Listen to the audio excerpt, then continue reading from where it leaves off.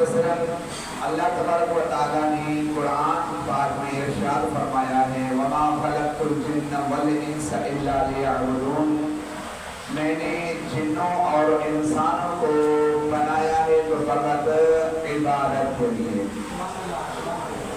مطلب اگر اللہ نے تخلیق انسانیت یا جنوں کی تخلیق کی ہے تو اس کا غرض بتلایا اللہ نے اسی قرآن میں کہ میں نے انسان اور جن کو عبادت کے لیے خلق کیا۔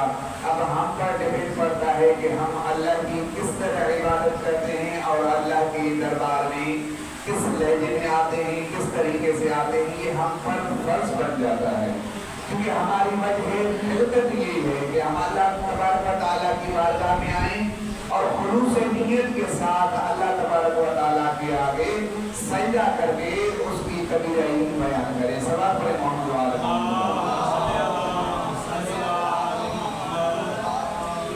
اگر ہم دیکھیں کہ اس ذات پروردگار نے جب انسان بنائے ہیں تو کسی بغیر مقصد کے نہیں بنائے، جن بنائے ہیں تو بغیر کسی مقصد کے لیے نہیں بنائے ہیں، حتیٰ کہ قرآن نے یہاں پر بھی ارشاد فرمایا ما خلقت الا باطلا، میں نے کوئی بھی چیز بغیر مقصد کے نہیں بنائی۔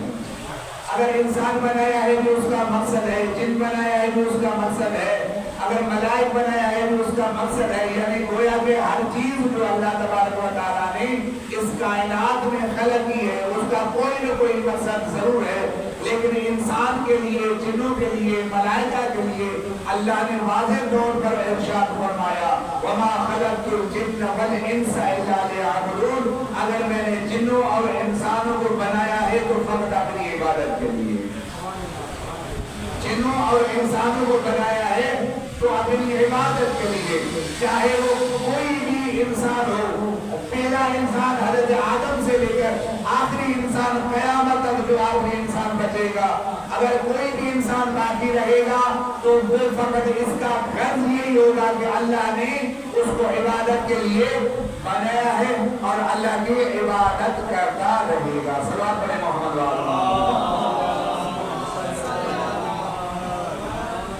تو ہمیں چاہیے کہ ہم اللہ تبارک و تعالیٰ کی بارگاہ میں اپنے گناہوں کا اعتراف کرتے ہوئے اللہ سے اپنے گناہوں کی معافی طلب کریں، اور یہی لمحہ ہے کہ ہم اللہ کو کس طرح یاد کرتے ہیں جب اللہ نے زندگی دی۔ یہ آخری زندگی ہے، یہ ابدی زندگی نہیں ہے، یہ آخری زندگی ہے، کچھ سالوں کی زندگی ہے۔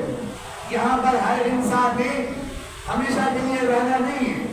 اگر ہمیشہ کے لیے انسان کو اس دنیا میں رہنا ہوگا تو اللہ یہ نہ فرماتا الذی خلق الموت والحیات، اللہ نے پہلے موت کا تذکرہ کیا ہے بعد میں حیات کا تذکرہ کیا ہے، یعنی انسان ابدی زندگی تب حاصل کرے گا جب پہلی اس پر موت آئے گی، اس کے بعد وہ ابدی زندگی کی طرف منتقل ہوگا۔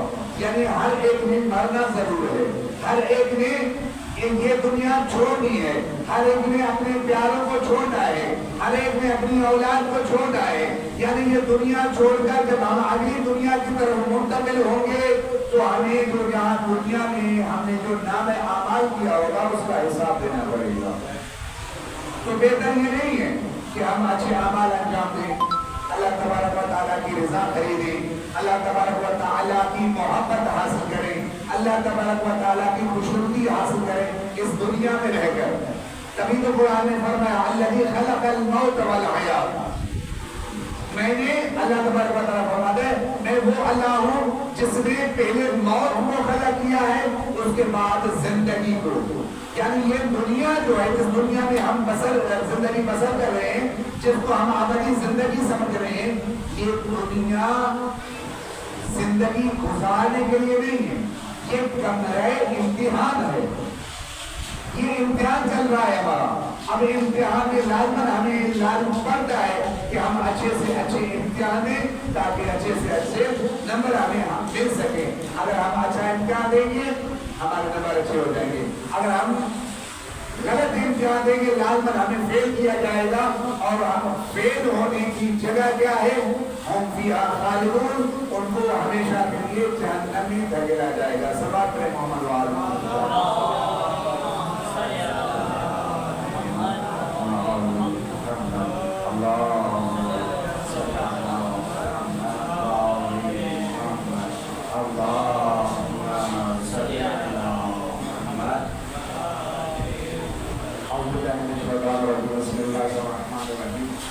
الحمدللہ رب العالمین والعاقبۃ للمتقین والجنۃ للمؤمنین والنار للکافرین.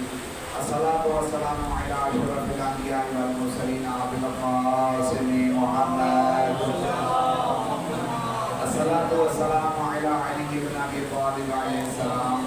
الصلاۃ والسلام علی فاطمہ الزہرا سیدۃ النساء العالمین. الصلاۃ والسلام علی حسن بن علی. الصلاۃ والسلام علی حسین بن علی. الصلاۃ والسلام علی علی بن الحسین زین العابدین. الصلاۃ والسلام علی محمد بن علی. الصلاۃ والسلام علی جعفر بن محمد. الصلاۃ والسلام علی موسی بن جعفر. الصلاۃ والسلام علی علی بن موسی الرضا. الصلاۃ والسلام علی محمد بن علی. الصلاۃ والسلام علی علی بن محمد. الصلاۃ والسلام علی حسن بن علی. الصلاۃ والسلام علی القائم المقتدر المهدی عجل اللہ تعالی فرجہ. ان اللہ وملائکتہ یصلون علی النبی یا ایھا الذین آمنوا صلوا علیہ وسلموا تسلیما. تو اللہ کے گرامی مختصراً جمعہ کا خطبہ مختصر کرتے ہوئے کہ یہ یاد رکھیں کہ اگر اللہ نے ہمیں اس دنیا میں بھیجا ہے، اگر ہم اس کے فرما بردار بننا چاہتے ہیں، ہماری آخرت بہترین بنانے کی کوشش کرنی ہے، تو اللہ کے قوانین پر عمل کرنا ہوگا. اور یہ بھی یاد رکھیں جس جسم کو ہم یہاں پر خوبصورت بنا رہے ہیں، سنوار رہے ہیں، یہ یاد رکھیں کہ عمل سے خوبصورت ہوگا، سنوارنے سے خوبصورت نہیں ہوگا.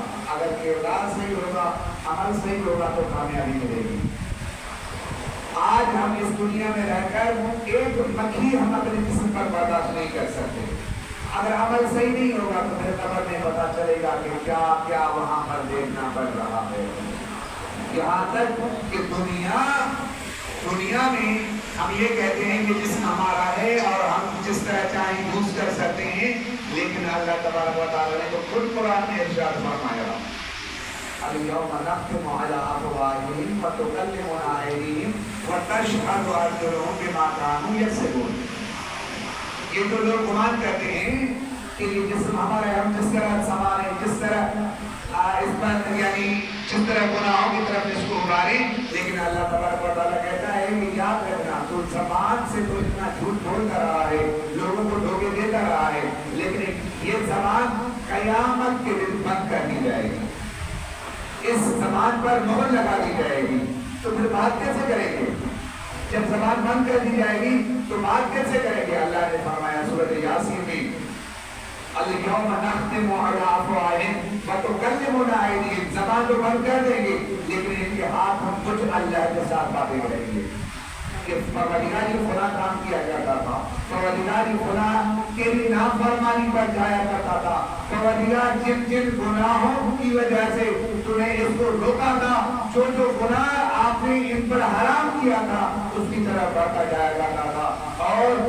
اور اس کی شاہدی ہم کیونکہ شاہدی کے طور پر ہر چیز جو بھی بات ہوگی ہم شاہدی مانتے ہیں. تو اللہ کہتا ہے وَتَشْهَدُ أَرْجُلُهُمْ بِمَا كَانُوا يَكْسِبُونَ. حتیٰ کہ تمہارے پاؤں جو ہیں وہ شاہدی دیں گے، باقی پروردگار آپ صحیح بول رہے ہیں کہ اس بندے نے یہ گناہ کیا تھا اور یہ تیری نافرمانی کرتا رہا.